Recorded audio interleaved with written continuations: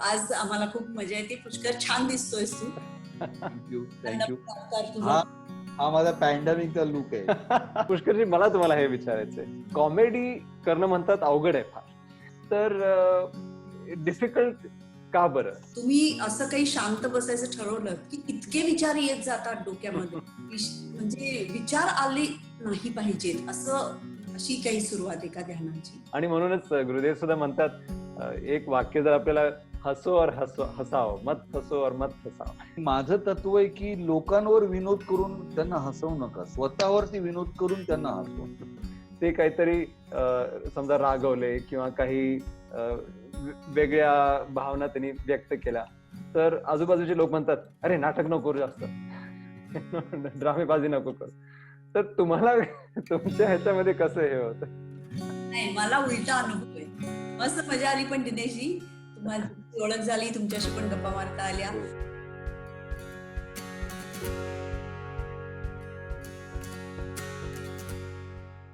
आपल्या सगळ्या प्रेक्षकांना नमस्कार, सगळ्यांचं स्वागत आहे. आज आपल्यासोबत फार स्पेशल विशेष पाहुणे आहेत. पहिल्यांदा मी मृणाल कुलकर्णीजींना त्यांचं इंट्रोडक्शन देतो. आपण फार वर्षापासून ऍक्टर आहात. आपण मराठी सिनेमामध्ये किंवा मराठी टीव्ही सिरियल्स मध्ये भरपूर वेगवेगळ्या ह्याच्यात काम केलं आहे आणि आपण डायरेक्ट सुद्धा केले आहेत फिल्म्स आणि सिरियल्स. मला आठवते लहानपणी मी जेव्हा स्वामी सिरियल पाहिजे तेव्हा मी सगळ्यात अगोदर आपल्याला पाहिलं आणि मला ते कळलं, मी विकिपीडियावर आपलं हे वाचलं, आपण तेव्हा 16 वर्षाचे होता. मी पण लहान होते. मी पण लहान होते म्हणजे. Amazing amazing. आणि आपल्यासोबत अजून आहेत पुष्कर श्रोत्री, किंग ऑफ कॉमेडी, हसवा फसवी अशी ह्याच्यावर सुद्धा त्यांनी काम केलेलं आहे आणि सेम सिरियल्स मध्ये, फिल्म्स मध्ये ऍक्टिंग केली आहे, डायरेक्शन केलं आहे, प्रोडक्शन केलं आहे, प्रोड्युसर आहेत. तर मी माझी मराठी एवढी चांगली नाही, तर मी थोडंसं हिंदीमध्ये सुद्धा जाईन. आणि आज आपल्या गप्पा गोष्टी एकदम फ्री फ्लोईंग असतील, तर आपल्याला ही हिंदी, मराठी, इंग्लिश जे काही बोलायचं आहे ते फ्रीडम आहे. ठीक आहे. तर स्वागत आहे दिनेशजी. मी आणि मृणाल आम्ही एकत्र काम खूप केलेलं आहे आणि आता आम्ही एक टेलिव्हिजन शो सुद्धा एकत्र करत होतो आणि या कोविड-19च्या काळामुळे तो आता थांबलाय, पण जेव्हा सुरू होईल तेव्हा पुन्हा आम्ही एकत्र काम करू. पण या निमित्ताने दिनेशजी तुमच्याशी ओळख झाली आणि ह्या प्लॅटफॉर्मवर तुमच्याशी गप्पा मारण्याची संधी मिळाली आणि तुम्ही आता बोललात ते अगदी बरोबर आहे की ह्या गप्पा फ्री फ्लोईंग असल्या पाहिजेत.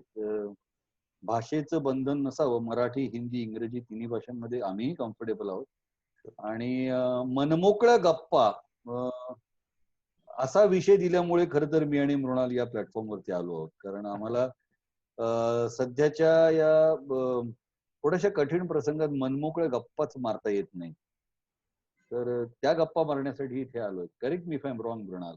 एकदम बरोबर. आणि आमच्या बाबतीत तर असं झालंय की पॅन्डेमिक चालू आहे, कोरोनामुळे अनेक गोष्टींवर निर्बंध आलेत, पण तरीही आम्ही मित्रमैत्रिणी भेटू शकत नाही आहोत. म्हणजे वेगळंच काहीतरी बिझी झालोय आम्ही सगळेजण. मग त्याच्यामध्ये असे टॉक शोज असतात कधी कधी किंवा काही लाईव्ह कार्यक्रम असतात.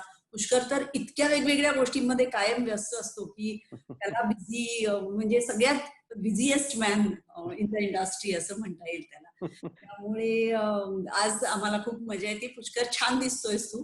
Thank you thank you. तुझा हा माझा पॅन्डेमिकचा लुक आहे. आता लोक विचारतात की अरे मध्येच पांढरी कशी, म्हटलं अरे लांबून लोकांना वाटावं मी मास्क लावलाय म्हणून ही ठेवलेली आहे. दिस इज टिपिकल ऑफ पुष्कर. नाही, पण मी काय केलं, कसं असतं की संकट येताना एक संधी घेऊन येतं. तर हे जे संकट आलं त्याच्यात काय संधी असेल असा विचार करता करता मी ठरवलं की जर ऑनलाईनच करायचंय तर ऑनलाईन असे काही कार्यक्रम करूया जे आधी कधीच कोणी केलेले नाहीत. आणि म्हणून आम्ही वेगवेगळे कार्यक्रम करत होतो. अभिवाचनाला पण आम्ही साभिनय वाचनाचं स्वरूप दिलं, त्याच्यात म्युझिक इन्क्लूड केलं, त्याच्यात सेट इन्क्लूड केलं, त्याच्यात लाइटिंग इन्क्लूड केलं तर लोक घरच्या कम्प्युटरवर, घरच्या डिव्हाइसवरती बोलत होते आणि कार्यक्रम करत होते. तर त्याला जरा प्रोफेशनल स्वरूप देण्याचा मी प्रयत्न केला आणि त्याला लोकांचा खरंच चांगला रिस्पॉन्स मिळाला. आता रत्नाकर मतकरींच्या भयकथा, गूढकथा असतील किंवा दिलीप प्रभावळकर यांनी लिहिलेल्या हसगत या विनोदी कथासंग्रहातल्या 2 कथा मी सादर केल्या असतील किंवा पु ल देशपांडे, आचार्य अत्रे ह्यांच्या काही वाङ्मयातला काही भाग मी, आनंद इंगळे, भारत गणेशपुरे यांनी सादर केलेला असतो.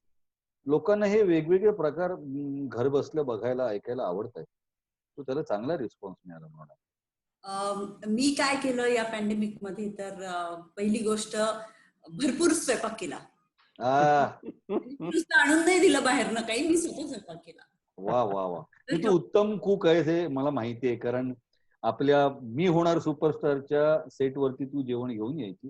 त्यामुळे दिनेशजी, मृणाल एक अप्रतिम कुक आहे, शेफ आहे आणि तिला त्याच्यामध्ये सुद्धा वेगवेगळ्या काहीतरी पदार्थ आणि त्याच्यात काहीतरी आपल्याला काहीतरी एक वेगळं एक्सप्लोर करायला तिला नेहमी आवडत असतं.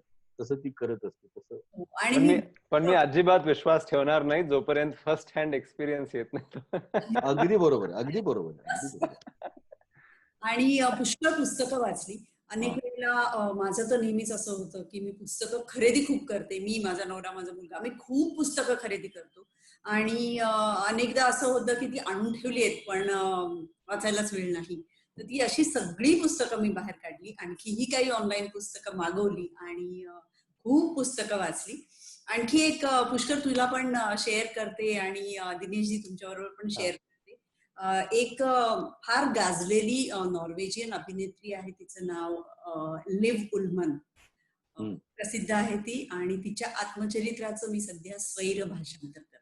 क्या बात है. वा वा वा वा. एका अभिनेत्रीकडनं एका अभिनेत्रीच्या आत्मचरित्राचं भाषांतर ते वाचायला खूप मजा येणार आहे. वा वा वा.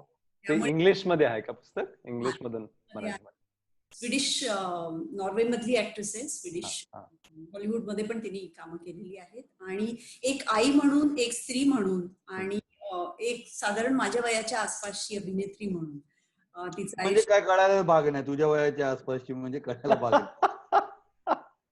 नाही का? कारण गेली अनेक वर्ष तशीच दिसतीये. एक्झॅक्टली. त्यामुळे वयाचा अंदाजच येणार नाही. दिनेशजी, पुष्कर तू येण्याच्या आधी मी दिनेशजींना म्हटलं की पुष्कर येईल आणि म्हणेल की मी उशिरा आलो, याचं कारण म्हणजे मृणालच्या बरोबर मला इंटरव्ह्यू द्यायचा आहे ना.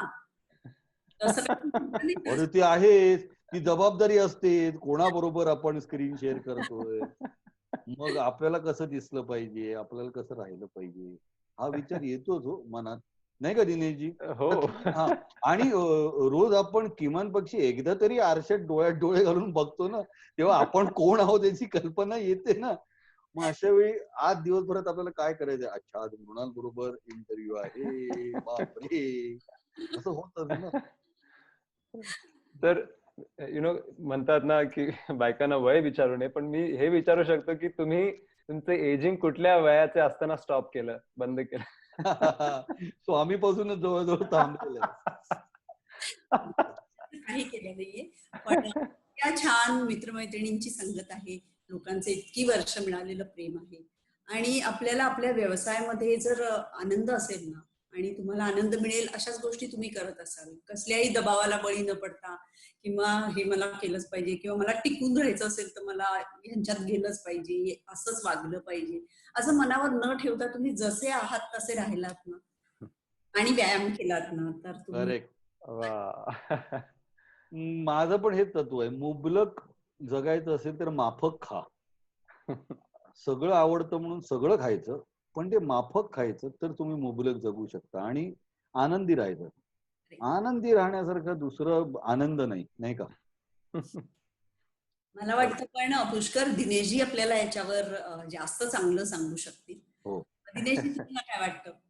म्हणजे एक ना आता रिसर्च वाचला मी की जगामध्ये भरपूर जास्त वर्ष जे जगले आहेत तर त्यांच्या पाठीमागे काय कारण होतं त्याचं, तर आपण युजली आपण विचार करू की अच्छा चांगलं खायचे, प्यायचे, एक्सरसाइज करायचे, हे तर नक्की आहे. स्मोकिंग किंवा दारू नाही, प्यायची वगैरे, आपण असा विचार करू. पण तसं काही नाही. जे भरपूर वर्ष जगले ते हे सगळे हेही करायचे. तर त्यांच्या बाकी सगळ्या ह्याच्यामध्ये 2 गोष्टी आढळल्या त्यांना. एक म्हणजे की ते भरपूर सोशली एंगेज्ड होते. म्हणजे भरपूर त्यांचे मित्र-मैत्रिणी असायचे, त्यांना भेटायचे, गप्पा गोष्टी करायचे. हे एक सगळ्यांमध्ये सेम कारण होतं. जे 100 पेक्षा जास्त जगले किंवा 90 वर्षाचे असते आणि एकदम स्वस्थ होते. आणि दुसरं म्हणजे थोडा short term stress, not long term stress. हेही अजून प्राण्यांवर हा रिसर्च झालाय. जे प्राणी वाईल्ड मध्ये असतात, म्हणजे जंगली प्राणी असतात, आणि जे झू मध्ये किंवा सर्कस मध्ये असतात, तर ते जे झू मध्ये असतात तर त्यांचं लाईफ स्पॅनला काय म्हणू आपण, जीवन आयुष्यमान आयुष्यमान जे आहे ते 1/6 असतं.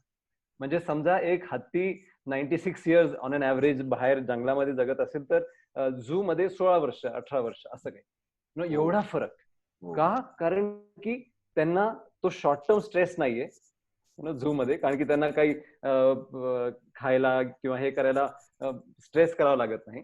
आणि दुसरं म्हणजे अजून बाकी सगळ्या लोकांशी, बाकी सगळ्या हत्तींशी किंवा वाघाशी किंवा अजून काही प्राण्यांची भेट नसते. नॅचरल हॅबिटॅट नाही. Natural habit. आणि also social engagement, this is very important. तर आपण जसं सांगितलं मृणालजी की एक इतके सगळे मित्र, आम्ही दोघांनी तुम्ही सांगितलं की आनंदी राहणं हे फार फार जरुरी आहे. त्याच्यामुळे हा जो short term stress long term stress मध्ये जात नाही. आज या माध्यमातून जे लोक आपल्याला ऐकतायत, तर म्हणजे आम्ही कधीच आम्ही कसं केलं आता तुम्ही पण तसं करा असं सांगण्याचा आमचा कधीच हेतू नसतो, आणि तसं आमचं कर्तृत्व पण नाहीये, म्हणजे आम्ही मानतच नाही मी तरी. पण अनुभव शेअर करत असताना माझं नेहमीच म्हणणं असतं की आत्म काय म्हणतात त्याला, सेल्फ असेसमेंट, आत्मपरीक्षण करत राहा, आणि ते करत असताना समाधानी राहा, सुखी राहा, आनंदी राहा. जे मिळतंय त्याच्यात आनंद मानायला शिका. आणि हे जर तुम्ही करत राहिलात तर कुठल्याही गोष्टीचा अतिरेक न करता, म्हणजे तुम्ही म्हणालात की मग अशी की ते दारू प्यायचे आणि हे करायचे ते करायचे, हा प्रत्येकाच्या आवडीचा सवडीचा विषय आहे. पण त्याच्याही पलीकडे जाऊन जर तुम्ही एखाद्या गोष्टीला तुमच्यावरती हावी होऊ देण्याची संधी दिली तर तुम्ही तुमचे राहत नाही. म्हणजे जे काय करताय तुम्ही, अगदी कुठल्याही गोष्टीचा अतिरेक वाईट, मग तो चांगुलपणाचा सुद्धा अतिरेक वाईटच असतो, त्या मताचं मी आहे. त्यामुळे कुठल्याही गोष्टीचा अतिरेक न करता राहिलात ना तर ह्याचा स्पॅन वाढू शकतो. आणि आलेल्या गोष्टीचं स्ट्रेस घ्यायचं नाही. आलं ओके, चला ठीक आहे, नेक्स्ट, पुढे चॅलेंजेस द्या, आम्हाला चॅलेंजेस द्या, आणि we are ready to accept the challenges आणि फेस द चॅलेंजेस. असं का मृणाल? जसं तुम्ही ऍक्टर्सचं असतं ना, म्हणजे ऍक्शन, तर थोडा स्ट्रेस वगैरे हे यू हॅव टू परफॉर्म, आणि नंतर cut, you just drop the stress. तर तसंच आपण खरंच जगायला पाहिजे. खरंच जगायला पाहिजे. पण ऍक्टर्सशी मला ना एक आणखी प्रॉब्लेम वाटतो. मी तो बरेचदा I face that problem lot of times. Pushkar वरवर बघता मी खूप अशी शांत आणि कंपोज्ड अशी वाटते, पण मला एक खूप बेकार सवय आहे की मी खूप लोकांचा स्ट्रेस घेते. हो, आतल्यात मला खूप त्रास होतो किंवा मला एम्पथी लेवल माझी खूप जास्ती आहे. मी आताच दिनेशजीला सांगत होते की माझी एक मैत्रीण आता हॉस्पिटलमध्ये, तर तिला काय त्रास होत असेल असा त्रास मी मला करून घेते, आणि याच्यावर मला कंट्रोल करायचा आहे. सो दिनेशजी, मी सुरुवातीलाच तुम्हाला असं म्हटलं, मी तुम्हाला एक प्रश्न विचारणार आहे, तर याच्यासाठी मी काय केलं पाहिजे असं तुम्हाला वाटतं? माझ्यासारखे इतर अनेक लोक असतात की ते त्यांच्या मित्रमैत्रिणींसाठी, रिलेटिव्हसाठी, कोणी आजारी असलं, काही संकट असलं की त्यांनाही स्ट्रेस येतो, त्यांच्यासाठी काय तुम्ही उपाय सांगा? तर 2च गोष्टी याच्यामध्ये, की आपण जे काय करायचं ते करायचं, हो की नाही, त्यामध्ये 100% टाकून करायचं आपण, आणि जिथे काही करू शकत नाही तिथे प्रार्थना करायची. So you give your 100% and let go. कारण की चिंता केल्याने किंवा काळजी केल्याने ना परिस्थितीवर फरक पडतो, आणि आपल्यावर त्याने खराब फरक पडतो, हो की नाही. आणि ह्याच्यासाठी म्हणून दररोज जर एक थोड्या वेळ 15-20 मिनिट जर आपण प्राणायाम केले, ध्यान केला, तर ही जी चिंता करण्याची सवय असते ना ती जाते. माहिती, आपल्या ब्रेन मध्ये एक हिप्पोकॅम्पस म्हणून एक स्ट्रक्चर असतं, त्याच्या पुढे एक अॅमिग्डाला म्हणून असतं. 2 छोटे छोटे हे असतात, असे गोळे म्हणा. आणि ॲमिगडाला इज इन्व्हॉल्व विथ स्ट्रेस आणि अँझायटी आणि फिअर. तर हे पाहिलंय की जे रेग्युलरली ध्यान करतात किंवा सुदर्शन क्रिया जे आम्ही आर्ट ऑफ लिव्हिंग मध्ये शिकवतो, तर त्याच्यामुळे ती ॲमिगडालाची साईज कमी होते. म्हणजे आपली स्ट्रेस करून घेण्याची किंवा अननेसेसरी काळजी करण्याची जी सवय आहे तीच कमी होते. त्याची कॅपॅसिटी कमी होते. वाव, मला हे लवकरात लवकर करायला पाहिजे. पण त्यासाठी सुदर्शन क्रिया करायची आणि प्राणायाम करायचा. आणि हे प्रकृतीने आपल्याला दिलं आहे. आपल्या श्वासामध्ये भरपूर सोल्युशन्स आहेत.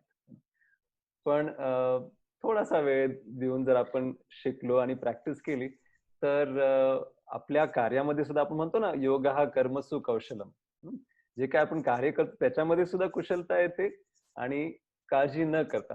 माझ्या आईला मी कित्येक वेळेला असं चिडवतो, म्हणतो तू तर एकदम स्ट्रेस घेण्यामध्ये पीएचडी केली आहे. You need new and new ways to find get stressed. पण आई तशीच असते. खरं, आई तशीच असते. तशीच असते, कारण तिच्या डोक्यावर एवढ्या जबाबदाऱ्या असतात ना. माझ्या घरी मला सेंचुरी वुमन म्हणतात, मी तो सेंचुरी मॅन असतो मी असतो. मला म्हणतात पण प्रेमही तेवढंच असतं. छान. पण ही चांगली माहिती कळली मला. मला आणखीन एक असं एक कळलं होतं, मी correct me if I am wrong Dineshji, की आपण जेवढं आपलं शरीर सुस्थितीत ठेवण्यासाठी मेहनत घेत असतो, प्रयत्न करत असतो, त्याच्या दसपट प्रयत्न आपलं शरीरच स्वतः घेत असतं. आपल्या शरीरातली प्रत्येक पेशी घेत असते. म्हणजे जेव्हा आपण म्हणतो ना की मी हे केलं त्यामुळे मी सुस्थितीत राहिलोय, मी हे केलं, मी ते, तर आपण काही नाही केलं, आपलं शरीरच आपल्यापेक्षा जास्त या गोष्टींकडे लक्ष देत आहे. हे बरोबर आहे ना? खरंय, खरंय. आपल्या शरीरामध्ये एक इंटेलिजन्स आहे, ती बुद्धी आहे प्रत्येक सेलमध्ये. आपण म्हणतो ना सेल मेमरी, सेलला सुद्धा मेमरी आहे, प्रत्येक सेलला एक इंटेलिजन्स आहे. आता हाताला जर लागलं आपल्याला तर तिथे ते हाताचेच सेल येतात परत, हो की नाही? म्हणजे कानाचे सेल किंवा हृदयाचे सेल तिकडे येत नाही. तर body has its own intelligence. तर आपण जितकं शांत असतो, जितकं आनंदी असतो, तर तेवढं शरीराला जे करायचं आहे ते आपोआप करतं ते. आणि म्हणूनच गुरुदेव सुद्धा म्हणतात, एक वाक्य जर आपल्याला जीवन वाक्य असं हे करायचं असेल तर हसो और हसाओ, मत हसो और मत हसाओ. आणि आपण हे दोघं करतच आहात आपल्या ऍक्टिंग मुळे म्हणा किंवा फ्रॉम युअर स्किल्स. तर पुष्करजी, मला तुम्हाला हे विचारायचंय की कॉमेडी करणं म्हणतात अवघड आहे फार. म्हणजे मोर difficult than doing a sad role or an angry role or angry young man or whatever. तर डिफिकल्ट का बरं आणि वेगळं काय आहे कॉमेडी करण्यामध्ये? वेगळं मला तसं खरं सांगायचं झालं तर अभिनय करणं हे सगळ्यापेक्षा वेगळं आहे. मग ते विनोदी अभिनय असेल किंवा गंभीर स्वरूपाचा अभिनय असेल. कारण एखाद्याला आपल्या मनातल्या भावना योग्य पद्धतीने दाखवून त्याच्यात त्याला गुंतवून ठेवणं हे खूप कठीण काम असतं अभिनेत्यांसाठी, अभिनेत्रींसाठी. तो मुद्दा आहे. पण लोकांना त्यांच्या आजूबाजूच्या व्याधींचा, आजारांचा, प्रॉब्लेम्सचा, त्रासाचा विसर पडायला लावून त्या काळापुरतं त्यांना हसवत ठेवणं हे सगळ्यात जास्त कठीण असतं. बाकीच्या सगळ्या गोष्टींचा विसर पडायला लावणं. आणि माझं तत्व आहे की लोकांवर विनोद करून त्यांना हसवू नका, स्वतःवरती विनोद करून त्यांना हसवा.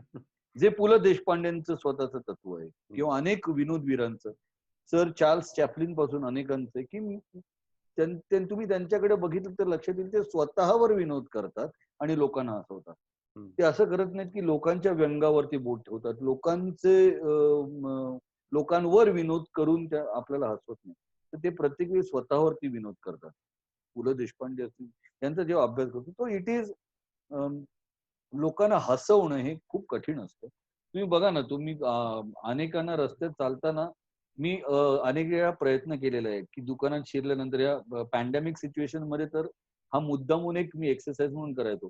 आणि आपल्या चेहऱ्यावरती मास्क असताना आपले फक्त डोळे दिसत आहेत, तर समोरच्याच्या डोळ्यात बघून आपण हे बंद असताना माझे डोळे हसतायत हे त्याला कळतंय का हे बघण्याचा प्रयत्न केला मी. अनेकांकडे बघून मी हसण्याचा प्रयत्न केला आणि आपले डोळे हसतायत हे समोरच्याला कळलं तर तो समोरचा निश्चित हसतो. आता डोळ्यातले भाव ओळखण्यापासून पर्याय नाही हो, कारण आता सगळ्यांच्या चेहऱ्यावरती बाहेर मास्क आलेले आहेत. पोळ्यात वाच माझ्या हे तर सगळ्यांचंच ब्रीदवाक्य झालेलं आहे. तर त्यामुळे मी हे असताना लोकांकडे बघून हसण्याचा प्रयत्न केला आणि अनेक वेळा 10 पैकी 3 ते 4 वेळाच मला समोरून हसण्याचं प्रत्युत्तर आलं. 6 ते 7 वेळा लोक असा प्रश्न म्हणजे हा माणूस माझ्याकडे बघून का हसतोय? थोडं कन्फ्युज लोक. हा, तर अरे समोरची व्यक्ती हसते तर त्याला हसून प्रत्युत्तर देणं हे लोक सध्याच्या काळात विसरायला लागले. मृणाल, तर तुला काय वाटतं की आपण अनेकदा बाहेरच्या देशांमध्ये जातो तिथे हे मॅनर्स आहेत खरं तर की हो आपल्या कोणी हो माणूस गेलं तर आपण त्याला हसून हॅलो म्हणायचं, गुड मॉर्निंग म्हणायचं. पण भारतामध्ये मात्र अजून सगळ्यांनाच हे जमलेलं आहे असं नाही, पण ते जमवायला पाहिजे हे नक्की आहे. एक प्रसन्न चेहरा बघितला की माणसांना किती बरं वाटतं ना. बरं सगळ्यांना वाटतं.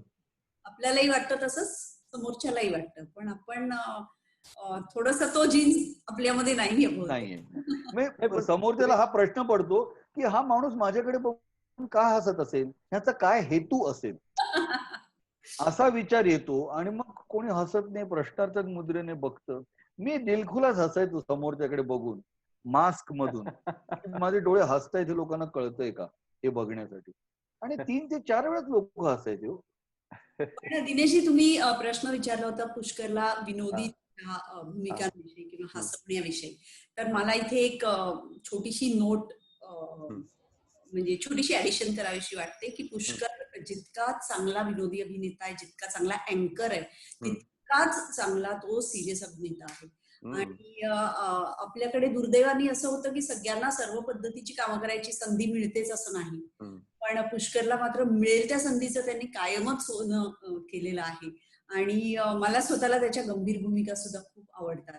आणि as a friend I would wish की त्याला इथून पुढे जास्तीत जास्त गंभीर भूमिका करता याव्यात. म्हणजे फक्त विनोदी अभिनेता म्हणजे पुष्कर श्रोत्री अशी जी त्याची एक ओळख झालेली आहे, ब्रँड.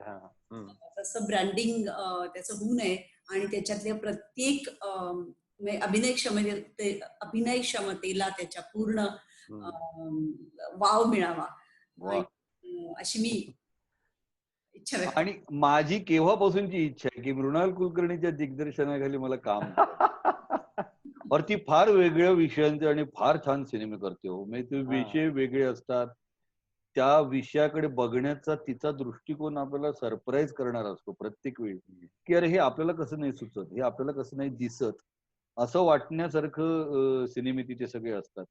त्यामुळे माझी खूप मनोमन इच्छा आहे की तिच्या दिग्दर्शनाखाली एक अत्यंत वेगळा विषय, एक वेगळं कॅरेक्टर मला करायला मिळावं.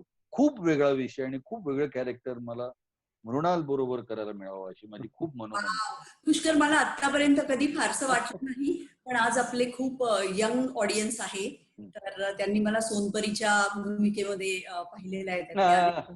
म्हणजे आता मला असं वाटतं की माझ्या हातात छडी असती तर मी ताबडतोब हे पॅन्डेमिक संपवलं असतं आणि एक छान स्क्रिप्ट घेऊन तुझ्याकडे आले असते आणि वा वा वा सुरूच केलं असतं शूटिंग. पण एक आपण ना या युनिव्हर्स मध्ये चांगल्या गोष्टी फेकायच्या असतात, त्या गोष्टी चांगल्या बनूनच आपल्याकडे येतात. तर त्यामुळे तथास्तु अशी आपल्याला वास्तू आणि आजूबाजूचे ऐकणारे पाहणारे लोक म्हणतायत तथास्तु, आणि ते लवकरच होणार आहे. I am sure about that. तथास्तु. मला दिनेशजी तुम्हाला एक प्रश्न विचारायचा आहे की मी पुष्कळ वेळेला हा शब्द ऐकलाय पण मला त्याच्याबद्दल काहीच माहिती नाहीये. साक्षी ध्यान म्हणजे काय? साक्षी म्हणजे एक विटनेस कॉन्शियसनेस. ठीक आहे, जे काही होतंय चांगलं किंवा वाईट, तर त्याला एक विटनेस, एक त्या भावाने पाहायचं. म्हणजे युजली काय होतं, बाहेरच्या दुनियामध्ये काय असतात, लोक असतात, परिस्थिती असते आणि ऑब्जेक्ट्स असतात, वस्तू, व्यक्ती, परिस्थिती. आणि आपण जर डोळे बंद केले किंवा आतमध्ये गेलो तर आतल्या दुनियेमध्ये काय असतं, आपले विचार असतात किंवा संवेदना असतात शरीरामध्ये आणि भावना असतात. तर त्यांनाही एकदम साक्षी भावाने पाहत राहायचं की ठीक आहे, विचार येत आहेत, चांगले विचार येत आहेत, वाईट विचार येत आहेत, ते येऊन जातील. जसे आकाशात ढग येतात, येऊन जातात, तसं त्यांना पाहत राहायचं. तर जसं गुरुदेव म्हणतात की the mantra for meditation is let it be. जे काय असेल, चांगलं असेल, वाईट असेल, let it be. Some sensations are there, शरीरामध्ये काहीतरी दुखतंय, हे होतंय, जस्ट वॉच इट. फक्त पाहत राहायचं त्याला, सुखद असो मग किंवा असुखद असो, जस्ट लेट इट बी. आणि त्या विश्रामामध्ये मी जसं सांगितलं, शरीराची जी एक इंटेलिजन्स आहे ती जागृत होते आणि आपोआप हिलिंग व्हायला लागते. मनामध्ये जे काही तणाव आहे किंवा त्रास होतोय तर तो शांत व्हायला लागतो. जसं एक गढूळ पाणी असेल ना, त्याला आपण थोड्या वेळ ठेवलं तर आपोआप ते जे काही हे असेल, माती असेल ती खाली राहते. तसंच जे काही विचार असतात, जे सतवत आहेत आपल्याला, त्रास देत आहेत, ते शांत होतात. आणि भावनाही, तर भावनाही त्यांनाही पाहत राहायचं, चांगल्या भावना येत आहेत, काही वाईट भावना येत आहेत, आणि ती त्याला म्हणतात साक्षी. आणि त्या साक्षी भावामध्ये गेलो की आपोआप ध्यानाच्या स्थितीमध्ये आपण अजून खोल जायला. अच्छा, पण तर बिगिनर म्हणून हा प्रश्न खूप मला वाटतं महत्वाचा आहे. खूप जणांना तो पडत पण असेल. पण तुम्ही असं काही शांत बसायचं ठरवलं की इतके विचार येत जातात डोक्यामध्ये, कारण बोंबार्डिंग चालू असतं सतत वेगवेगळ्या विषयांचं, आणि म्हणजे विचार आले नाही पाहिजेत असं, अशी काही सुरुवात आहे का ध्यानाची? नाही, अजिबात नाही. ती एक गैरसमजूत आहे की विचार आलेच नाही पाहिजे. जेव्हा आपण ध्यानामध्ये हे विचार येतात तर त्या चित्त म्हणा किंवा जे इम्प्रेशन्स आहेत ते क्लीन होत आहेत, त्याची सफाई होते, म्हणून ते विचार येतात. त्यांना येऊ द्या, येऊन जाऊ द्या त्यांना. बघा, आपण जेव्हा आपल्या घराबाहेर एक ती गार्बेज हे असते समजा, तर त्याचा सगळ्यात वास कधी येतो? जेव्हा ती क्लीन व्हायला लागते तेव्हा. हो की नाही? जेव्हा ती साफ व्हायला लागते तेव्हा त्याचा दुर्गंध येतो. तर तसंच आपण जेव्हा ध्यानामध्ये जातो तर ती पूर्ण सफाई चालू असते, तर तेव्हा ते सगळे विचार येतील, येऊ द्या त्यांना. येऊन एनिवे जातीलच ते. आपण काय करतो तर त्यांच्याशी भांडायला लागतो. Either we keep fighting with it or we keep encouraging it. चांगला विचार आलाय, ओ हो हो, आपण या वीकेंडला इकडे जायचं आहे, अच्छा हॉलिडेला इकडे जाणार आपण. चांगल्या विचाराला प्रोत्साहन देतो आणि वाईट विचारांशी आपण रोकटोक करत राहतो किंवा भांडण करत राहतो. तर हे न करता पाहत राहायचं फक्त त्यालाच साक्षी म्हणतो आपण. आणि हे सुरळीत होतं जेव्हा आपण श्वासाचा एक हे घेतो, आधार घेतो म्हणा. कारण की श्वासाच्या द्वारे श्वासाला आपण कंट्रोल करू शकतो ना. It's like a doing non doing. म्हणजे आपोआप चालू सुद्धा आहे, पण आपण त्याला थोडंसं कंट्रोल सुद्धा करू शकतो. तर श्वासाच्या वेगळ्या वेगळ्या गतींच्या द्वारे म्हणा किंवा आपण त्या ध्यानाच्या स्थितीमध्ये आपोआप जाऊ शकतो. तर हेच सुदर्शन क्रियेचं हीच एक प्रक्रिया आहे. वा वा वा. मग अनेक वेळा असं होतं की मला ट्रेडमिल वरती मी जेव्हा 40 मिनिटं वॉक घेतोय, धावतोय, त्यावेळी मला ह्या भावनांचं हे येतं की त्यावेळी माझ्या मनात काहीतरी विचार येतात, ते जातात, विचार जातात, विचार येतात, आणि एका पॉइंटला अटमोस्ट कॉन्सन्ट्रेशन होतं. अटमोस्ट कॉन्सन्ट्रेशन होतं आणि मग मला कळत नाही की माझ्या आजूबाजूला कोण आहे, काय काय. आणि मग एका वेळानंतर भानावर आल्यासारखी स्थिती होते. तो म्हणजे ही साधारणतः तशीच ही एका क्रिया नाही, ह्याला आपण माइंडफुलनेस म्हणू, एकतत्वाभ्यास. आपण काही फक्त चालत राहिलो किंवा फक्त एक्सरसाइज करत राहिलो, तो आपोआप मन सुद्धा त्या शरीराबरोबर शांत होतं. तर माइंडफुलनेसच्या थ्रू आपण त्या मेडिटेशनच्या स्थितीमध्ये, ध्यानाच्या स्थितीमध्ये, समाधीच्या स्थितीमध्ये आपण जाऊ शकतो. तर mindfulness is the journey, meditation is the you can say goal. आणि जर ध्यान झाल्यानंतर जी कॉन्सन्ट्रेशन, जे फोकस येतं ते वेगळंच असतं. आणि जो आनंद आतून आल्यासारखा वाटतो, एकदम प्रेम आतून आल्यासारखं वाटतं. आणखी एक मला प्रश्न आहे की, म्हणजे आता मला असं वाटतंय की आपल्या प्रश्नोत्तरावरनं की तुम्ही शांत बसून तुमचा श्वास फक्त त्याचं निरीक्षण करायचं. यू जस्ट फील, तुम्ही श्वास घेताय, श्वास सोडताय. बरोबर आहे ना? करेक्ट मी. हो. आता तुम्ही बघा, तुम्ही ऍक्टर आहात, तुम्हाला माहितीच आहे श्वासाचं कसं किती रोल असतो की नाही. कुठल्याही भावनाच्या सोबत एक श्वासाची गती जुडलेली असते. मला राग आला, श्वास थोडा हेवी होतो. जेव्हा भीती वाटते तेव्हा श्वास एकदम हलका होतो, व्हेरी शॅलो. जेव्हा खुश असतो, आपण आनंदी असतो, एक फुलाचा श्वास घ्यायचा असेल, वास घ्यायचा असेल, तर कुणी असं करत नाही. तर आनंदी असण्याचा श्वास वेगळा राग येतो तेव्हा श्वासाची गती वेगळी, जेव्हा स्ट्रेस्ड असतो तेव्हा श्वासाची गती वेगळी. तर युजली जीवनामध्ये काय होतं, एक वन वे स्ट्रीट होते. तर आपण हे सुदर्शन क्रिया किंवा प्राणायाममध्ये काय करतो, आपण टू वे स्ट्रीट बनवतो. श्वासावर कंट्रोल करून आपल्या भावना वगैरे जे काही नकारात्मक भावना असतील त्यांना आपण फ्लश आउट करू शकतो. So my question to you is, hmm. मी शांत बसून एके ठिकाणी माझ्या श्वासावर लक्ष केंद्रित केलं आहे. हा. ते असा काही काळ गेला, तर हे मला जमायला लागलंय. What is the sign of that? That's good, that is progress. So, what is the sign? How do I know की हे मला आता व्यवस्थित जमतंय? Not during meditation. मेडिटेशनच्या वेळेस आपल्याला नाही काही करता येणार, कारण की जर समजायचं असेल मेडिटेशनच्या वेळेस तेव्हा बुद्धी लागते.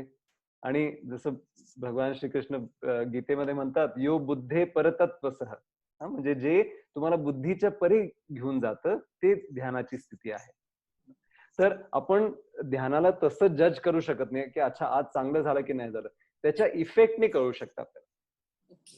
हा, जेव्हा आपण डोळे उघडून आता अच्छा कसं वाटतं, you will feel lighter, you will feel म्हणजे व्हेरी फ्रेश, किंवा काय म्हणतात प्रसन्न वाटतं. त्या इफेक्टने आपल्याला कळू शकतं की अच्छा आता चांगलं होत आहे ध्यान. तर तुम्ही स्माइल बद्दल म्हणत होता ना पुष्करजी, युजली आपण म्हणतो ना चीज स्माइल करताना, तर म्हणतात चीज पेक्षा चीक्स म्हणायचं. का बरं? कारण की चीक्स म्हटल्यानंतर हे गाल अजून जातात, ते डोळ्यापर्यंत जातं स्माइल. चीज म्हटलं तर ते इथपर्यंत राहतं. I mean I can go into the muscles कुठले कुठले यूज होतात, that is a different explanation, but simple. Muscles use cheeks. हा, चीक्स. चीक्स म्हटलं डोळ्यापर्यंत जात. मग तुम्ही मास्क जरी लावला तरी लोकांना पुष्कर, आता आपण फेमस करूया चीक्स. आपण सगळ्यांना चीक्स म्हणूया. अच्छा, मला एक प्रश्न आहे तुमच्या दोघांसाठी, you can answer in your own way. कित्येक वेळेला, आता तर नाही एवढं, पण लहानपणी म्हणा किंवा मी अजून लोकांच्या ह्याच्यामध्ये पाहतो, ते काहीतरी समजा रागवले किंवा काही वेगळ्या भावना त्यांनी व्यक्त केल्या, तर आजूबाजूचे लोक म्हणतात, अरे नाटक नको करू जास्त, ड्रामेबाजी नको करू. तर तुम्हाला तुमच्या ह्याच्यामध्ये कसं हे होतं? तुम्हालाही लोक म्हणतात का नाटक नको करू रे? नाही, मला उलटा अनुभव आहे. आता घरामध्ये मी कायम असं म्हणते की कुणीही माझ्याशी नाटक करू शकत नाही, कारण मी त्यामुळे मी लगेच ओळखीन की त्यामुळे विराजस बिचारा आमचा मुलगा हा फार लहानपणापासून याची शिकार झालेला आहे. ऍक्टिंग काही करायचंच नाही, कारण मी लगेच ओळखीन की कुठे खरं बोलणं संपलं आणि ऍक्टिंग सुरू झालं. त्याच्यामुळे हा उलटा प्रयोग मी एक आई म्हणून त्याच्यावर नेहमी करते. आणि नाही, माणूस म्हणून आम्ही घरी जातो तेव्हा ऍक्टिंग बाहेर सोडून जातो, त्यामुळे ऍक्टिंग केलं जात नाही आणि ते शक्यही नाहीये. आणि त्याची घरी आपण माणूस म्हणून जातो, स्वतः म्हणून जातो. पण माझी मुलगी लहान असताना आम्ही दोघंही एकमेकांची एक नाटक खेळतो. म्हणजे तिला जर एखादी गोष्ट हवी असेल ना, तर त्या विषयापर्यंत जाण्यासाठी ती वेगवेगळ्या नाटकांचा उपयोग करत करत करत करत यायची. म्हणजे तिला जर सांगायचं की मला आज बाहेरचं काहीतरी खायचंय, तर ती आपण काय झालंय, परवा आपण ही भाजी केली होती, मग काल आपण हे केलं होतं, आणि तुला आठवतंय मला नाही ह्या गोष्टीची खूप आठवण येते, म्हणून असं काहीतरी असं खूप दिवस असं करून करून करून मग कधी कधी ते म्हणजे मला ना काहीतरी असं थंड गोडची आठवण येते. म्हणजे तिला आईस्क्रीम सो मला थंड गोडची आठवण येते, हे नाटक तिथं आम्हाला कळायचं. तिला वाटायचं की आम्हाला कळायचं नाही, पण माझी मुलगी म्हणायची मला थंड गोड काहीतरी खाण्याची आठवण येते. आणि मग माझं पण तिच्याबरोबर एक लहानपणी नाटक असायचं. ते म्हणजे समजा माझ्या बायकोने, प्रांजलने तिला एखादी गोष्ट करायला सांगितली आणि तिने ती केली नाही, तर मग मी प्रांजलला सांगायचं, तू कोणाला काय सांगतेस तुला माहितीये का? तू शनायाला सांगतेस ना. अरे ही शनाया अशी मुलगी आहे, 20 काउंट मध्ये तू म्हणतेस ते सगळं करून दाखवू शकते. 20, नॉट इव्हन 20, 15, नॉट इव्हन 15, 10 मध्ये करून दाखवेल. चॅलेंज घेतेस शनाया, चल चॅलेंज. तो असं मी एक नाटक करायचो. आणि मग आपल्या नावावरती एक चॅलेंज घेतलं गेलंय हे त्या बालबुद्धीला कळायचं नाही, आणि ती गोष्ट 10 काउंट मध्ये करून दाखवायची. सो हे एक लहान मुलांबरोबर ती गोष्ट करण्यासाठी मला एक नाटक करावं लागायचं.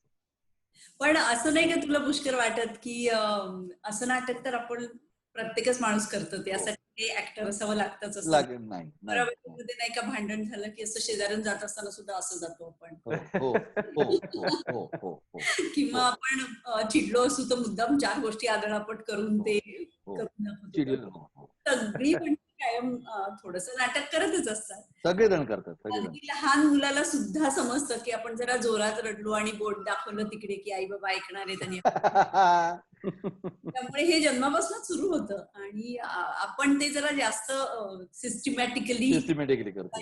उपयोग. मी मध्यंतरी एक व्हिडिओ पाहिला होता. एक लहान मुलगी किंवा मुलगा कोणतरी रडत होतं आणि आई म्हणाली तुझं रडून झालं की मला सांग, असं ती चिडून बोलली. आणि कॅमेरा ऑन होता आणि ते मूल एक 1-1.5 मिनिटं रडलं आणि मग रडून झालं माझं रडून.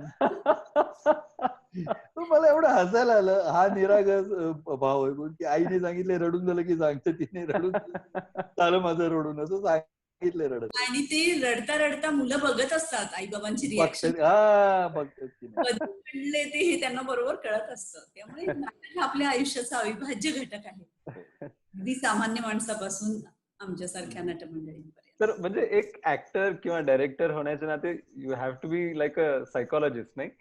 You have to understand how works, how human life works. Yes, and we have to absorb things like a sponge. We keep watching people, we keep even we keep observing people, and it is not for a particular role per se. It stays with us and suddenly it comes out when we are portraying a character. Yeah. So it happens every time. मी त्या माणसाच पाहिलं होतं ना, ते मी आता इथे करते. ही बाई असं बोलायची बरं का, ते धमाल येईल असं. आय थिंक स्टेजवर हे जास्ती होतं, पण चित्रपट किंवा मालिकांमध्ये सुद्धा होतं. उदाहरणार्थ आता मी पुष्कळ ऐतिहासिक भूमिका केली आणि त्याच्याबद्दल नऊवारी साडी नेसत नाही ऑब्व्हियसली, मी नॉर्मल कपडे घालते, जीन्स घालते, कुर्ते घालते आणि तरी सुद्धा जेव्हा नऊवारी साडी नेसायची वेळ येते तेव्हा नऊवारी साडी नेसलेल्या बायका या कशा पद्धतीने पदर घेतात किंवा त्यांचं हालचाल कशी असते.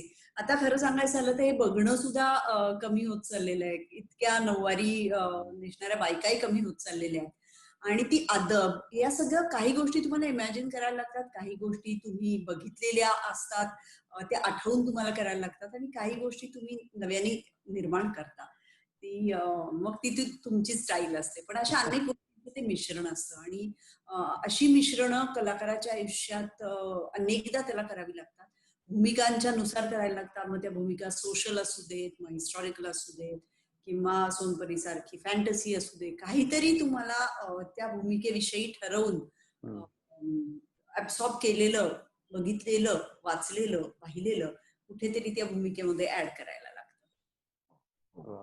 आम्हाला एक परकाया प्रवेश करण्याची संधी वारंवार मिळते की एखाद्या कॅरेक्टर मध्ये जाण्याची संधी आम्हाला मिळते आणि प्रत्येक वेळी आम्हाला असा विचार करायचा असतो की ते जे कॅरेक्टर आम्ही करतोय त्याचा ब्रेन कसा काम करत असेल.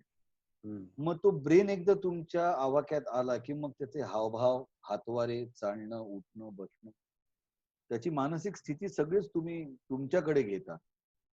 तेव्हा तुमच्या शरीरामध्ये तुम्ही पण असता आणि ते कॅरेक्टर पण असतं. सो ते एक मोठं द्वंद्व नटाच्या, अभिनेत्यांच्या शरीरात कायम चाललेलं असतं जर त्याला चांगलं कॅरेक्टर पोर्ट्रे करायचं असतं. आणि जेव्हा आपण म्हणतो की जेव्हा नटाला असं हे मिळतं, कॉम्प्लिमेंट मिळते की काय कॅरेक्टर केले, तेव्हा एक असतं की ती 2 कॅरेक्टर्सचं संतुलन किंवा ती हे त्यांनी चांगली मेंटेन केली, सीमारेषा. ती सीमारेषा चांगली मेंटेन केली हे त्याच्यावरनं सिद्ध होतं. सो ते एक परकाया प्रवेश करण्याची संधी असते आणि आम्हाला चांगला ऍक्टर कधी बनतो जेव्हा तुम्ही त्या मानसिक स्थितीमध्ये जाण्याचा कालावधी जेव्हा कमी करता. समजा आता रडायचं असेल तर मला ग्लिसरीन लागत नाही, तो मी त्या मानसिक स्थितीमध्ये जाण्यासाठी प्रयत्न करत असतो आणि मग त्याचा मेंदू माझ्या ताब्यात येतो आणि मग मी त्या मानसिक स्थितीमध्ये पोहोचतो. सो तो वेळ जेवढा तुमचा कमी तेवढं तुम्ही पटकन इमोट करता आणि तेवढं पटकन तुम्ही लोकांना त्या मानसिक स्थितीमध्ये घेऊन जाता. तो चांगला ऍक्टरचं लक्षण ते असतं की जो ती परकाया पटकन परिधान करतो आणि त्या मानसिक स्थितीमध्ये पटकन पोहोचतो. तो चांगला ऍक्टर असतो. आणि त्यातून पटकन बाहेर पण येतो. हा, पटकन बाहेरही येतो. म्हणजे हे काही तर ऍक्टर म्हणजे आता मला इथे एक गंमत सांगायची होती. काही ऍक्टर असे आहेत की जे म्हणतात की दारू प्यायचा सीन असेल ना तर तू मस्त दारू पिऊन केलं पाहिजे. अरे म्हटलं म्हणजे उद्या जर खून करायचा असेल तर काय खरंच खून करून बघितलं पाहिजे असं आहे का? नाही ना. तर तुला फक्त तो विचार करायचा, त्या मानसिक स्थितीमध्ये जायचंय आणि त्या कॅरेक्टरचा ब्रेन, त्याचा मेंदू तुझ्या आवाक्यात, तुझ्या ताब्यात घ्यायचा, एवढं करायचं. बाकी फार नाही करायचं. आणि ती ऍक्टिंग आहे, ती ऍक्टिंग म्हणूनच ठेवा. आणि एका अर्थाने मला वाटतं की प्रेक्षकांना हे थोडंसं फसवणं सुद्धा असतं. हा. कारण त्यांना वाटलं पाहिजे की आपण तसे आहोत. हो. मला एक छोटा किस्सा आहे बाबतीत नेहमी आठवतो की अगदी सुरुवातीला अवंतिका नावाची माझी एक खूप फेमस सिरियल होती. पुष्कर आणि मी आम्ही दोघेही त्याच्यामध्ये एकत्र पहिलं काम आमचं मला वाटतं एकत्र. हो, मला फार छान आठवण येत अवंतिकाच्या. तर ते करताना मला असं खूप लोक म्हणायचे अवंतिका ना. तर मला तेव्हा जाम असं वाटायचं की अरे मला माझ्या नावाने ओळखलं पाहिजे लोकांनी. नाही, मी मृणाल कुलकर्णी, मी अवंतिकाची भूमिका करते, असं कुठेतरी मला उत्तर द्यायचं असायचं त्यांना. पण थोडे दिवसांनी माझ्या असं लक्षात आलं की त्यांना जर अवंतिका जहागीरदार नावाचं एक अस्तित्वात नसलेलं व्यक्तित्व आहे असं वाटतंय तर I should not break their notion, right? म्हणजे मी मृणाल कुलकर्णी आहे पण मी एक अस्तित्वात नसलेलं पात्र त्यांच्या मनामध्ये उभं करू शकले आहे. हे कुठेतरी बक्षीस आहे त्यांची कॉम्प्लिमेंट हे. त्यामुळे काही वर्ष मला कोणी अवंतिका म्हटलं, काही वर्ष कोणी मला माझ्या श्रीकांत मधली अभया म्हटलं, काही मध्ये हसरते मधली अस्मिता म्हटलं, पुष्कळ वर्ष सोनपरी म्हटले. आता मला जिजाऊ आईसाहेब म्हणून लोक मुजरा करतात. तर आता मी ते सगळं घ्यायला शिकले. पण सुरुवातीला मला असं वाटायचं की अरे मला माझ्या नावाने ओळखा ना.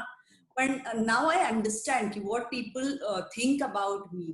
मी इतक्या भूमिका करून वेगवेगळ्या सुद्धा लोकांना जर वाटत असेल की ही जी कल्पित पात्र आहेत ती कुठेतरी मी जिवंत करू शकलीये, जी पृथ्वी तलावर नाहीच आहे. असं कोणी अवंतिका जागीरदार नाहीच आहे. ती एक फिक्शनल कॅरेक्टर आहे. पण ती लोकांना खरी वाटली याचा अर्थ मला कुठेतरी ते जमलंय.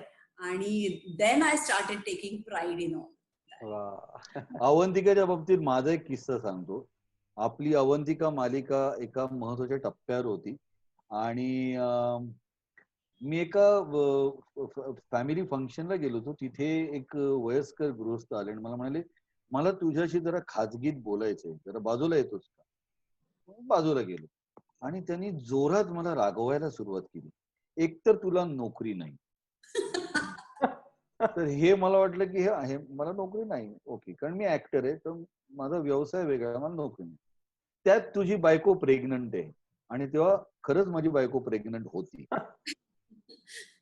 आणि तू दारू पिऊन घरी येतोस, दंगा करतोस, मग बायको तुला घराबाहेर ठेवते आणि अमुक तर मला ते कळलं नाही हे काय चाललंय यात.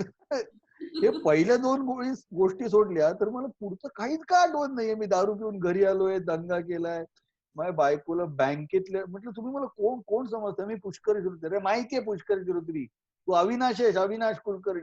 मग अविनाश पाटील. मग मला लक्षात आलं की हा हा हा ते अवंतिकातल्या कॅरेक्टर बद्दल बोलतात आणि मी जे चुकीचं वागतोय त्या मालिकेमध्ये असं घडत होतं तेव्हा की सानिका नावाची माझी बायको आहे जी बँकेत नोकरी करते, माझी नोकरी सुटलेली आहे आणि मी तरी सुद्धा दारू पिऊन घरी येऊन दंगा करतो वगैरे असं ते काहीतरी एक नाट्य चालू होतं. ते त्यांना इतकं खरं वाटत होतं की ते 4 चौघात मला तासत होते. मला प्रचंड रागावले, मला खूप बोलले आणि म्हणाले तू एक काम कर, ऐक, तुला मी सांगतो LIC ची पॉलिसी विकू शकतोस तू. ते इतकं मला मनापासून सांगत होते ते वयस्कर गृहस्थ. तर मला ते ब्रेक करावंसं वाटलं नाही. माझी बायको तिकडनं लांबून बघून हसते आणि म्हटलं थांब काही बोलू नकोस, कारण मला ते ब्रेक करावंसं वाटलं नाही. त्यांचं ते भावविश्व आहे. त्या भावविश्वामधून त्यांना बाहेर काढावं असं वाटलं नाही मला. मी म्हटलं हो करेन तुमचा सल्ला मी. तुला असं नाही वाटत का की आपल्या ज्या ज्या व्यक्तिरेखा आपण साकार करतो, आता तू अविनाश पाटील पाटील ची व्यक्तिरेखा साकारत होतास किंवा इतर कोणतीही व्यक्तिरेखा साकारत असताना पुष्कर मधलं काहीतरी त्या व्यक्तिरेखेत जातं आणि त्या व्यक्तिरेखेतलं काहीतरी पुष्कर मध्ये येतं. मला असा अनुभव खूप वेळा येतो. हो हो हो. म्हणजे जर त्यातल्या काही चांगल्या गोष्टी असतील तर त्या नक्की येतात, नक्की येतात. म्हणजे रेगे मधली भूमिका करत असताना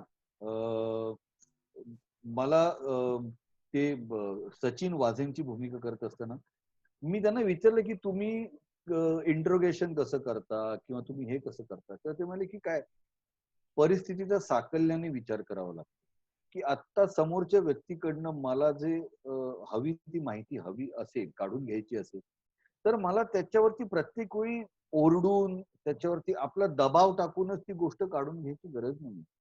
मी जर सॉफ्ट स्पोकन असेल आणि मी जर त्याला हमदर्द म्हणतो ना, तसं मी जर त्याच्या दुःखात मी सहभागी आहे असं त्याला वाटण्यापर्यंत नेलं तर तो स्वतःहूनच मला काही गोष्टी सांगू शकतो.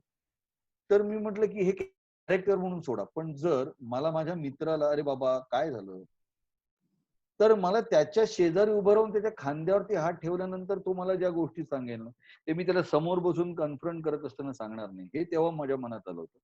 आणि तसंच हसवा फसवी करत असताना जेव्हा मी कृष्णराव हेरंबकर या वयोवृद्ध नटाची भूमिका करत होतो आणि त्याच्यात काही वाक्य होते की आम्हा म्हाताऱ्यांना ना तुमच्या तरुण मुलांकडनं एवढीच अपेक्षा असते की दिवसातली 1-2 मिनिटं आमच्याशी प्रेमाने बोला, आदरानं बोला. तुमच्या त्या 2 मिनिटामुळे आमचे पुढचे अनेक तास आनंदात जात असतात.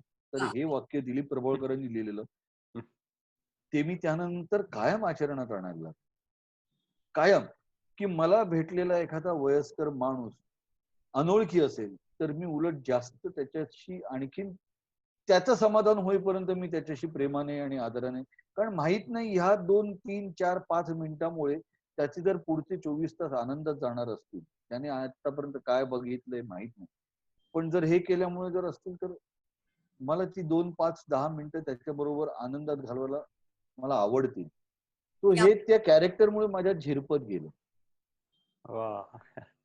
माझ्या बाबतीत एक गमतीशीर किस्सा आहे की येलो हा मी केलेला आहे, खूप खूप चांगला सिनेमा, त्याला नॅशनल अवॉर्ड सुद्धा मिळालं.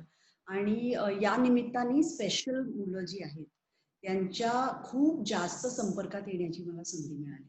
मला हे खूप मला आता लाज वाटते माझी की त्याआधी कधीच माझ्या संपर्कातल्या कुणाला स्पेशल मूल नव्हतं आणि त्यामुळे मुद्दाम जाऊन हा अनुभव काही घ्यावा असं मला कधीच वाटलं नव्हतं.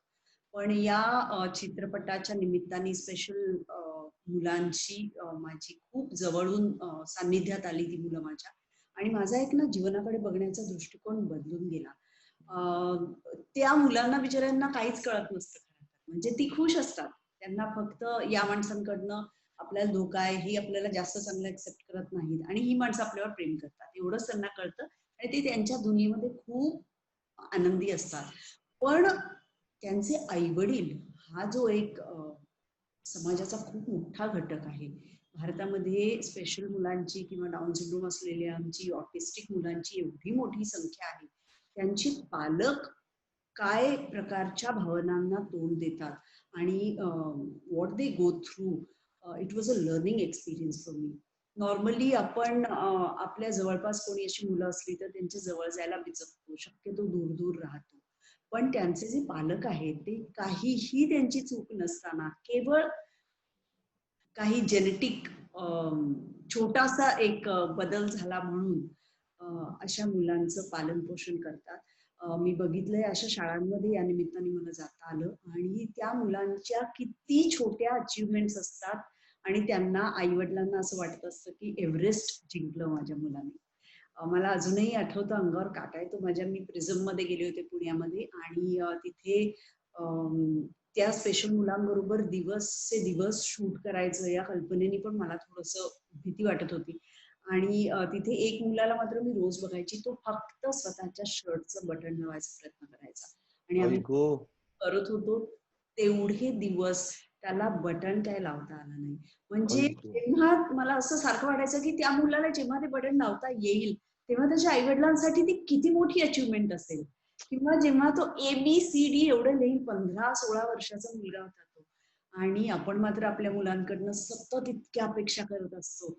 आणि त्यांच्या आनंदात म्हणजे त्यांनी काही अचीव केलं की पार्ट्या देतो. पण ही मुलं आणि त्यांचे आई वडील त्यांचं एक वेगळं जग आहे.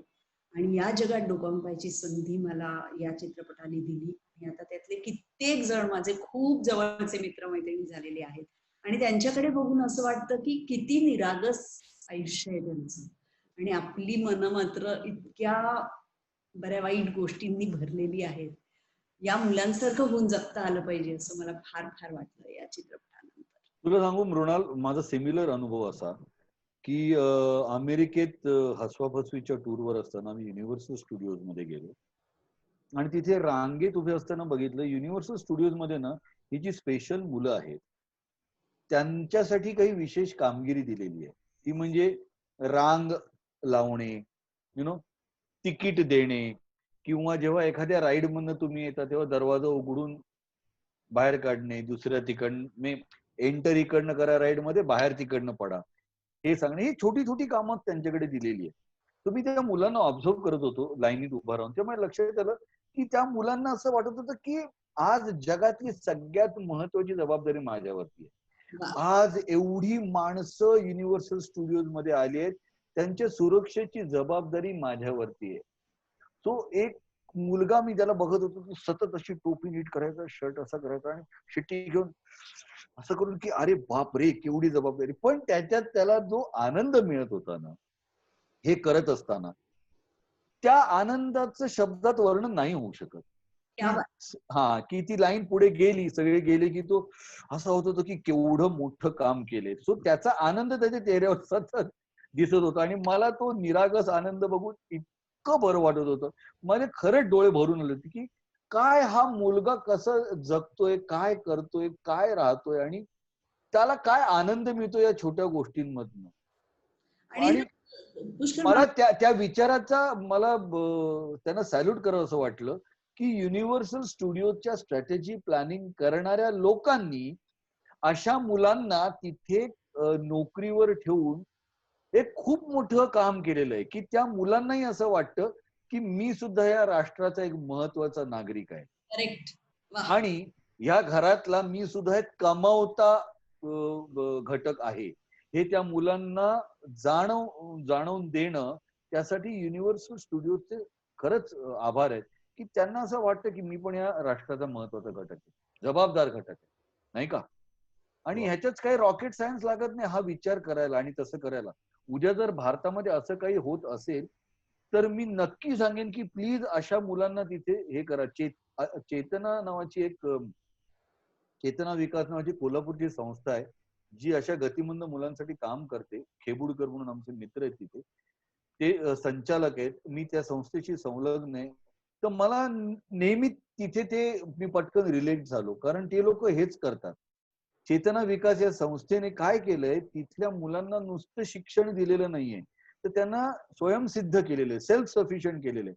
त्यांच्याकडनं ते वस्तू बनवून घेतात, त्या वस्तू विकतात, त्याचे पैसे त्यांना देतात आणि त्यांना तुम्ही सुद्धा जबाबदार आहात, या देशाचे तुम्ही सुद्धा जबाबदार नागरिक आहात.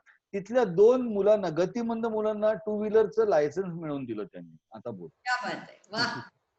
तो हा दृष्टिकोन तुला जसा त्या येलोमुळे मिळाला, मला तिथे युनिव्हर्सल स्टुडिओज मधनं मिळाला आणि तो चेतना विकास वाले ते सगळं करत होते, त्यामुळे समविचारी लोकांचा आनंद एक वेगळा व्हायला लागला. करेक्ट. वी आर ऍक्सेप्टेड असं त्या मुलांना वाटणं खूप आवश्यक आहे. आणि हेच मला वाटतं अनेक दिव्यांग मुलांच्या बाबतीत सुद्धा खरं आहे की अनेकदा त्यांना ऍक्सेप्टन्सच मिळत नाही. हळूहळू भारतामध्ये मला वाटतं या बाबतीत थोडीशी क्रांती व्हायला लागलेली आहे. काही ठिकाणी कंपल्सरी त्यांना अकोमोडेट करून घेतलं जातं. पुष्कर, आपला जो शो आहे मी होणार सुपरस्टार, याच्यामध्ये एक अंध गायक राहुल मोरे, त्याला सुद्धा आपण सगळ्यांनी मदत केली. आणि मी त्याला घेऊन अंधशाळेत गेले होते तेव्हा त्या मुलांना त्याचा आवाज इतका आवडला त्यांना काही माहिती नव्हतं हा कोण आहे काय, पण त्या राहुलला तिथे जाऊन हे कळलं की प्रत्येक मुलात काहीतरी टॅलेंट आहे. आणि माझ्यासारखी अशी खूप मुलं आहेत की ज्यांना मदतीची गरज आहे आणि ती गरज भागल्यानंतर आपण पण काहीतरी बनू शकतो. तर मला वाटतं की कलाकार म्हणून आपण सगळ्यांनी अशा काही संस्थांची, अशा माणसांची सतत जोडलेलं राहायला पाहिजे. ही आपली एक सामाजिक जबाबदारी आहे. कुठेतरी आपण बोलतो त्याचा लोकांवर थोडासा जास्त इम्पॅक्ट होतो हे लक्षात ठेवून समाजाचे जे घटक आहेत की ज्यांना घेऊन आपण पुढे जाऊ शकतो, त्यांना तसं नेण्याचा प्रयत्न आपल्या हातून व्हायला पाहिजे. मृणाल, गप्पा मारता मारता मला आता आठवलं की आम्ही आता प्लॅनेट मराठी नावाचा नवीन OTT प्लॅटफॉर्म तयार करतो आहोत, ज्याच्यामध्ये प्युअरली मराठी कॉन्टेंट तुम्हाला बघायला मिळेल. तो मी CEO कॉन्टेंट आहे. तर त्यामध्ये रिसर्च करत असताना आम्ही गेले पॅन्डेमिकच्या 3-4 महिन्यामध्ये आम्ही रिसर्च करत होतो. त्यावेळी माझ्या डोक्यात एक गोष्ट आली की मी जेव्हा नेटफ्लिक्स किंवा अमेझॉन सारखी इतर OTT प्लॅटफॉर्म बघतो, तेव्हा तिथे एक CC नावाचं एक ऑप्शन असतो. सो त्याचा अर्थ की तुम्हाला तिथे जर तुम्ही कर्णबधीर असाल, मूकबधीर असाल, तर तुम्हाला तिथे काय काय घडतंय त्याचं तुम्हाला तिथे हे येत जातं. सो डोअर स्क्रॅचिंग किंवा sad piano playing, footsteps arriving असं तुम्हाला तिथे ते येतात, सबटायटल्स येतात. ओके. पण अंध लोकांसाठी काय आहे? तर अशा लोकांसाठी काही नाहीये. मग आम्ही काही लोकांना भेटलो, त्याच्यामध्ये आशय सहस्त्रबुद्धे सारख्या एका माणसाला भेटलो, जो अशा लोकांसाठी काम करतो. तो आता PhD मिळवून तो करतो आणि आमचा प्रयत्न आहे की हा प्लॅनेट मराठी OTT प्लॅटफॉर्म अंध व्यक्तींना सुद्धा वापरता यायला पाहिजे आणि त्यांच्यासाठी सुद्धा माझ्या OTT प्लॅटफॉर्म मध्ये काहीतरी असलं पाहिजे. सो काय असलं पाहिजे तर स्क्रीनवर घडणाऱ्या गोष्टींचं साऊंड, ज्याला ऑडिओ सबटायटल्स म्हणतात, की तो ऑडिओ स्वरूपात तुम्हाला ते देतं. काय काय घडतं डिस्क्रिप्शन देतं, ऑडिओ डिस्क्रिप्शन देतं. तो स्क्रीनवर काय घडतंय हे 2 डायलॉग्सच्या मध्ये किंवा ह्याच्यात येत. सो आमचा प्रयत्न आहे की प्लॅनेट मराठी हा OTT प्लॅटफॉर्म हा अंध व्यक्तींसाठी सुद्धा असेल, कर्णबधीर लोकांसाठी सुद्धा असेल, मूकबधीर लोकांसाठी सुद्धा असेल. So we are working over it. म्हणजे एक मित्र आहे चिंतामणी हसबनीस नावाचा, तो भेटलो रिसर्च मध्ये त्याला भेटलो. क्या बात आहे. त्याच्याबरोबर काही अंध लोकांना भेटलो. त्याचं काम असं आहे की अंध लोकांना चित्रांचा अनुभव घेता येत नाही, तर त्यांनी ब्रेल लिपीमध्ये चित्र अंध मुलांसाठी तयार केली. फार मोठं काम आहे चिंतामणी हसबनीस. मी चिंतामणी हसबनीस मुळे काही अंध व्यक्तींना भेटलो की तुम्ही तुमचा मोबाईल कसा ऑपरेट करता दाखवा, तुम्ही काय काय करता, तुम्ही तुमच्या हातातला डिव्हाइस हा तुमच्यासाठी काय आहे. तो हा रिसर्चचा आमचा भाग होता, अभ्यासाचा. तो 2-3 तास मी त्यांच्या बरोबर होतो. चिंतामणी बरोबर त्याची चित्र बघितली, तो कसा विचार करतो की अंध व्यक्तींना कला दाखवण्यासाठी तो कसा विचार करतो, ते घेऊन मग आम्ही तो आता OTT प्लॅटफॉर्म डिझाईन करत असताना, टेक्नॉलॉजी त्याच्यामध्ये इन्कॉर्पोरेट करत असताना आम्ही ह्या सगळ्या गोष्टींचा अंतर्भाव करणार आहोत. वा. इतकं छान वाटतंय हे सगळे वेगवेगळे प्रकल्प तुम्ही करताय. मलाही एक सांगायचंय, आम्ही तुम्हाला ऐकून फार छान वाटेल. आपल्या आर्ट ऑफ लिव्हिंग मध्ये एक कोर्स आपण लहान मुलांसाठी करतो, त्याला इंट्युशन प्रोग्राम म्हणतो किंवा प्रज्ञा योगा. तर ते केल्याने लहान मुलं म्हणजे 7 ते 12-13 वर्षाच्या वयोगटातली, तर त्यांना डोळे बंद करून ते चित्र वगैरे काढतात, सगळे पूर्ण वाचू शकतात डोळे बंद करून. आणि आम्ही जेव्हा ब्लाइंड स्कूल मध्ये हे केले, तर ज्या मुलांनी म्हणजे जन्मजात ते त्यांना दिसत नव्हतं, तर त्यांनाही कलर्स ओळखू यायला लागले, ते बिना ब्रेलच्या वाचू लागले प्रत्येक लोक. हो. तर ती आपल्या मनामध्ये अशा अनेक विभूती आहेत, इतक्या सुपर पॉवर्स आहेत आपल्या मनामध्ये, फक्त त्यांना एक उघडायची हे आहे. जसं आपण पुष्करजी आपण म्हणत होता परकाय प्रवेश. म्हणजे ऍक्टिंग ही तेच झालं ना, एक योग साधनाहीच झाली. तर लहान मुलांसाठी हे जे प्रोग्राम होतात विलक्षण, म्हणजे एकदम मिरॅक्युलस हे करतायत. आणि लहान मुलांसाठी सोपं येते इंट्युशन वगैरे, कारण की त्यांची बुद्धी जास्त फसलेली नसते डाऊट्स मध्ये किंवा लिमिटिंग बिलीफ्स म्हणा, ह्याच्यामध्ये जसे आपले जेव्हा आपण पॅकेज भरलेलं नसतं त्यांचं. हा एक्झॅक्टली मन मोकळं असं तुम्ही जसं म्हणत होता ना, निरागस एकदम. मस्त आहे, आम्हाला हे अनुभवायला खूप आवडेल. हो.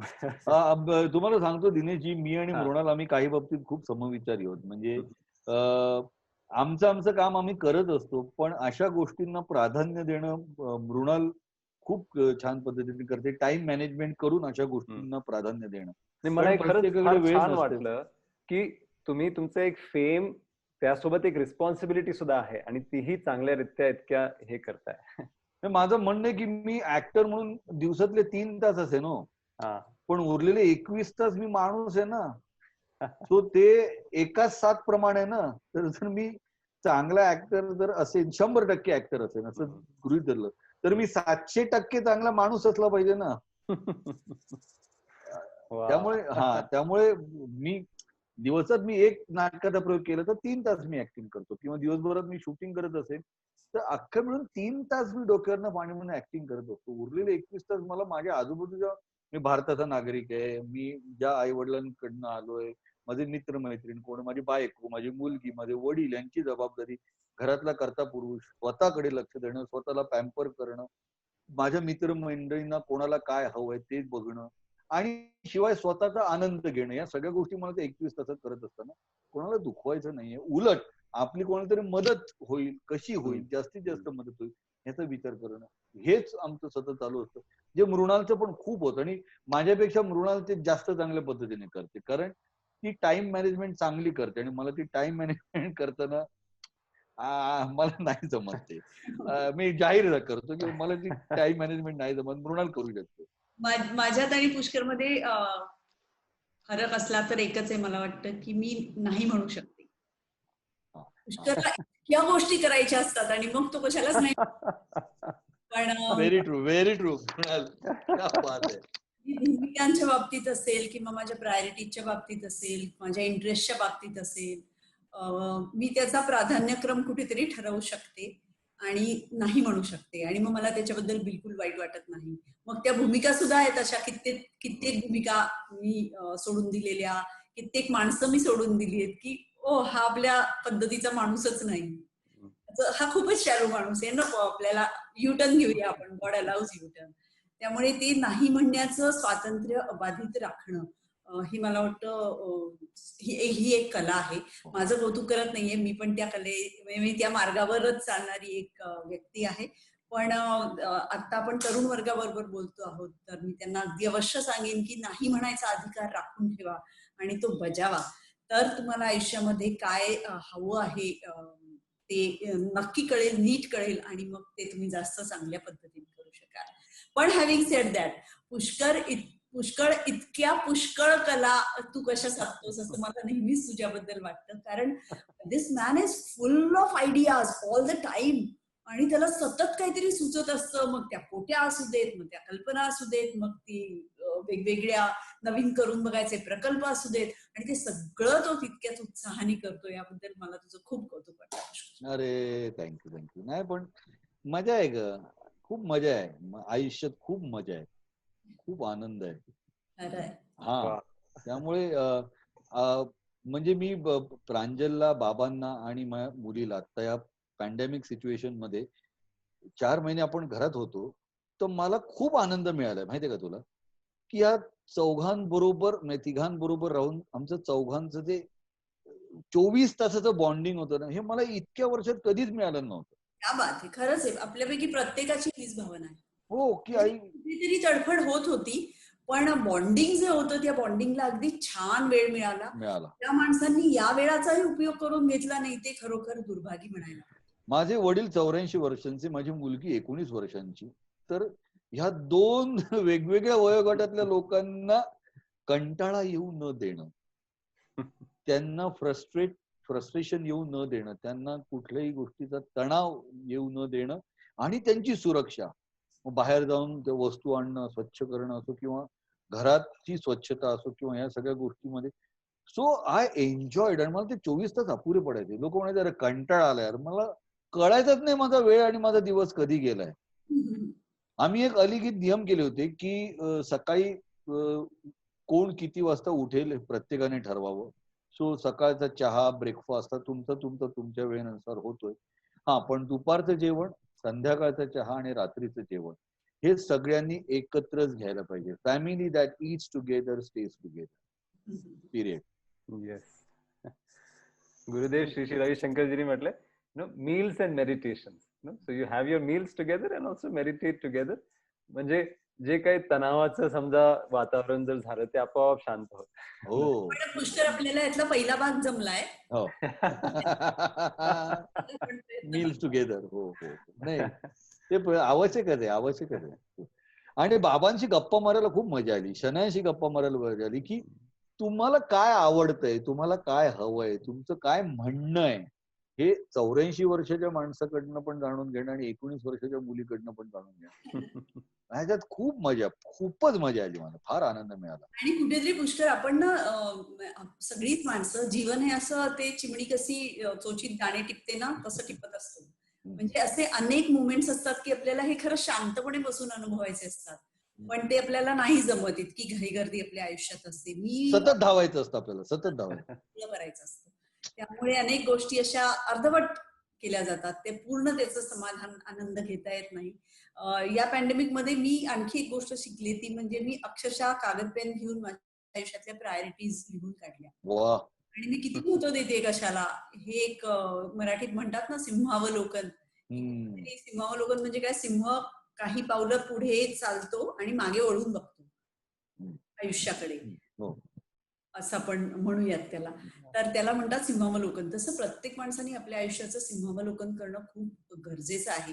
की आपण इतके धावतोय, ते धावण्याची गरज आहे का, याच्यामध्ये आपण कोणत्या कोणत्या गोष्टींकडे दुर्लक्ष करतोय, खरं तर कोणत्या गोष्टी आयुष्याच्या, वयाच्या, सहवासाच्या या स्टेजला सगळ्यात जास्ती महत्वाच्या कोणत्या गोष्टी आहेत. आणि ती लिस्ट मला करता आली आणि ती खूप मला त्याचा उपयोग झाला. मी खूप शांत झाले. पण मी वाचन केल्यामुळे शांत झालो. मी खूप वाचलं आणि माझ्या पुन्हा एकदा लक्षात आलं की जेव्हा तुम्ही वाचत असता तेव्हा तुमची व्हिज्युअलायझेशन पॉवर पणाला लागते आणि that helps you as a creator. म्हणजे फिल्म मेकर म्हणा किंवा मी एक अभिनेता म्हणून तर मला व्हिज्युअलायझेशन पॉवर पाहिजे, पण सामान्य माणसाला सुद्धा त्यांची व्हिज्युअलायझेशन पॉवर सतत कार्यरत असणं गरजेचं आहे. हा, सो तो वाचनाचा फायदा अपरंपार आहे. आज जी तरुण मुलं ऐकतायत, आपल्याला बघतायत, माझी हात जोडून विनंती आहे की जेवढं वाचता येईल तेवढं वाचा. त्याच्यासारखा फायदा नाही. म्हणजे दिनेशजींशी बोलल्यानंतर मला लक्षात झालं की ते साध्या भाषेमध्ये पण किती महत्वाच्या गोष्टी पटकन समजावून सांगतात आणि ती त्यांची हातोटी वाखाणण्यासारखी. मला आज एक कळलं की या दिनेशजींचं स्माईल बघ वेगळं आहे, खूप छान आहे आणि ते साध्या भाषेमध्ये इतकं महत्वाच्या गोष्टी इतक्या अप्रतिम पद्धतीने समजावून सांगतात. हा माझ्या मते वाचनाचाच त्यांना झालेला फायदा आहे. Correct me if I am wrong Dineshji. वाचन आहे, त्यांची साधना पण आहे त्याच्या मागे. आपण अजून करत नाही आहोत पुष्कर, पण आपण केलं पाहिजे. ते थोडंसं मेडिटेशन सुद्धा आपल्याला करेल. Reading books, reading our own mind, reading our own life, जसं मृणाल म्हटली आता, and reading people, you know. तर आणि गुरुदेवांचा एक आशीर्वाद आहे. आपण जसं सांगत होता ना, 19 वर्षाची मुलगी आणि 84 इयर्सचे वडील. मला एक सेवा प्रोजेक्ट आठवला. एका गावी नाही, एका सिटीमध्ये आपले काही व्हॉलंटियर्स भरपूर सेवा करतात. गावोगावी सेवा चालू असते. कारण की जेव्हा खुश होतो तेव्हा माणूस आपोआप वाटतं ना की तो जो आनंद आहे सगळ्यांसोबत वाटावा आपण. तर ते एक ओल्ड एज होमला एक हे करत होते, काळजी घेत होते आणि एक ऑर्फनेजला सुद्धा काळजी घेत.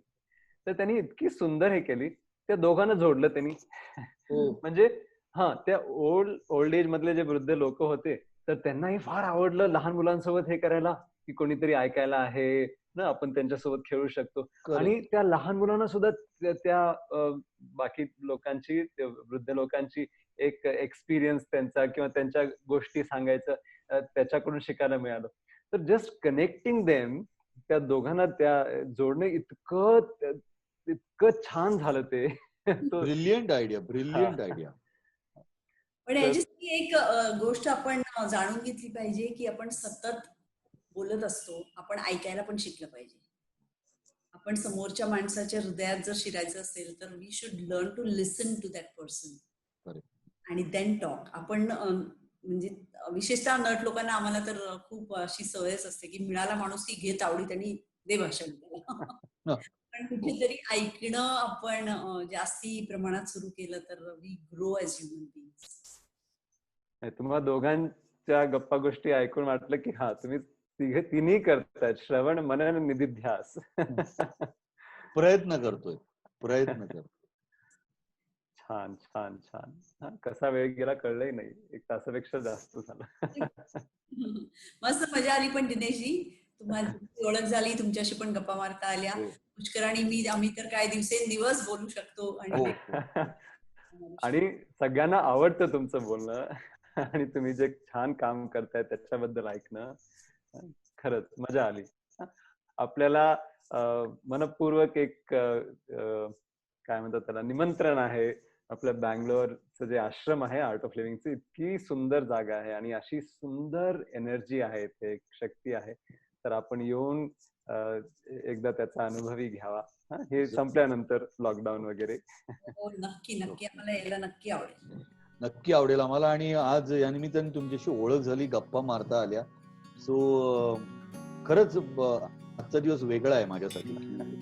वेगळ्या माणसाशी ओळख होऊन वेगळ्या माणसाबरोबर त्याचे विचार जाणून घेऊन काहीतरी पुढे जात असताना त्याचा नक्की वापर होणार आहे. थँक्यू. तुम्ही असंच आठवत राहा सगळ्यांना आणि सगळ्यांना आनंदित ठेवत राहा. थँक्यू. थँक्यू.